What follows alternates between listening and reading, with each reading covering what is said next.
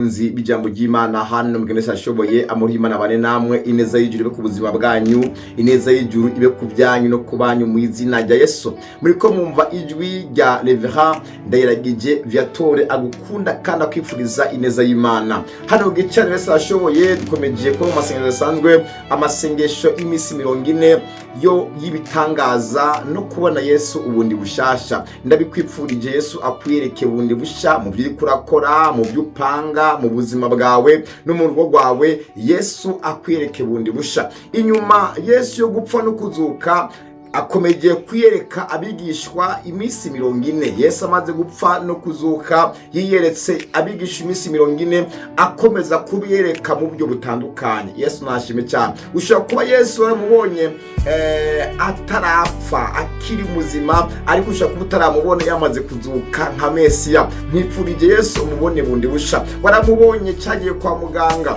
waramubonye cyagiye agukorera ubukwe, ariko nuno munsi urakeneye kumubona. Waramubonye aguhaviza ujya mu mahanga, waramubonye utsinda cya kibazo, nuno munsi urakeneye kandi kumubona. Nivuze ngo Yesu akwiyereke bundi busha mu izina rya Yesu. Reka dusome hano mu gitabo cha Yohani ibice byaho ni 21 ku murongo wa 15 turageza ku murongo wa 17. Haravuga ngo nuko barangije kujya Yesu abaza Simoni Petero ati, Simoni mwene Yona, mbega urankunda kurusha aba? Nawe ati, ego mwami, wewe urazi ko nkukunda. Aramubwira ati, ahura imyagazi y'intama zanje. Yongera kumubaza ubugira kabiri ati, Simoni mwene Yona, mbega urankunda? Nawe ati, ego me mwami, we urazi ko nkukunda. Aramubwira ati, ragira intama zanje. Aramubaza ubugira gatatu ati, Simoni mwene Yona, mbega urankunda?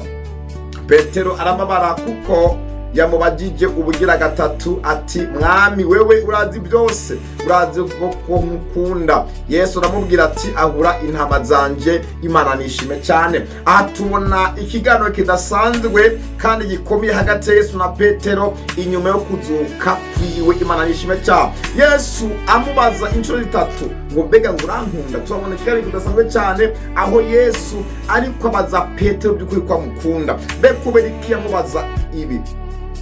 Ibi bifitanye isano nuko Petero yari yaramwihakanye inshuro 3. Buri bukacyagiye Petero yihakana Yesu ko atamukunda, ko atanamuzi, ndazi kuvyibuka.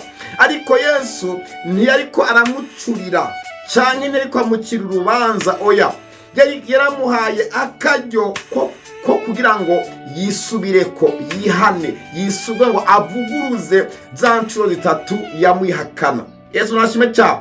Yesu nuwo kugarura, haleluya, nuwo kugarura intama zazimiye. Yesu nashime cyane. Yesu suwo guhana gusa, ariko arakosora. Yesu nashime cyane. Aha Petero yararonse akaryo keza ko gukosora amakosa yari yarakoze ubwa mbere.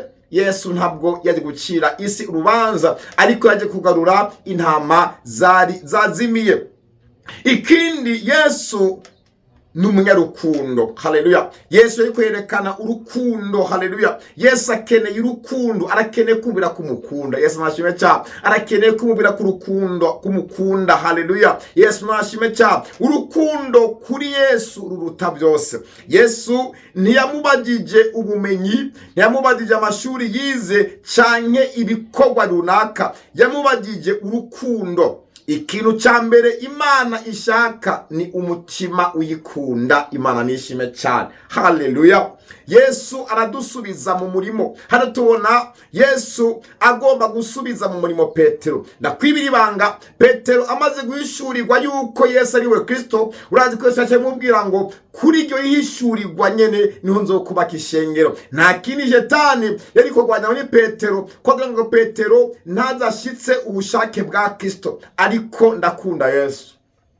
Imana ntiyibagira ibyo yakuvuze ko. Sinzi yuko hari kimana kuvuze ko, ariko nawo vyibagirwa Imana irabyibuka. Yesu yakomeje kwibuka icyo yavuze kuri Petero. Biravuga ngo ntiramiye ijambo ryanje kugira ngo ndarishyitse. Nshuti mukundwa, hari icyo Imana avuze ku buzima bwawe. Yesu yari yaravuze kuri Petero ko azoba uw'akamaro mu kubaka ishengero. Yesu nashimwe cyane. Nshuti mukundwa, humura, ibyo Imana yakuvuze ko bizoshika naho woca mu bigeragezo, humura bizoshika. Ikindi, Yesu ni umwizigirwa. Haleluya. Nameze nk'abantu bashobora kwibagira ibyo wakorera. Ushobora gukorera ibyiza 10 umuntu wamukorera kimwe akabyibagirwa, ariko Yesu ntiyigeze yibagirwa ibyiza Petero yakoze byo guheba umuryango, byo kumukurikira no kurwana ishaka. Burya Petero yari yagerageje. Uvyibuke, Petero niwe yihanganiye kwinjirana na Yesu aho Yesu agiye guciga urubanza.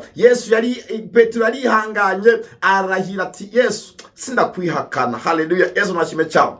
Yesu ntiyibagirwa imirimo. Yesu ntiyibagirwa ibyo wamukoreye. Yesu ntiyibagirwa ibyo umaze guheba kubwiwe. Humura, azogushumbusha agusubize mu murimo. Imana nishime cyane. Nshuti mukundwa, mwifurije guhura na Yesu bundi busha, aze agufashe kugosora ibyo wakoze nabi kandi agusubize mu mugambi wiwe. Imana nishime cyane. Imana iguha umugisha. Imana ikwereke bundi busha mu buzima bwawe, nkuko Yesu yirese Petero amusubiza mu intege yacitse intege. Nawe Yesu kandi muhure, agushigikire, akongera intege. Ushaka kuba ucitse intege bivaye n'impamvu runaka, ako narivuze ngo Yesu reka agusubize kandi mu murimo, agusubize mu mugambi wiwe. Imana ikwereke muri byose. Yesu akwereke impande zose. Amahoro ya Kristo akomeze kubana nawe mu izina rya Kristo. Shalom.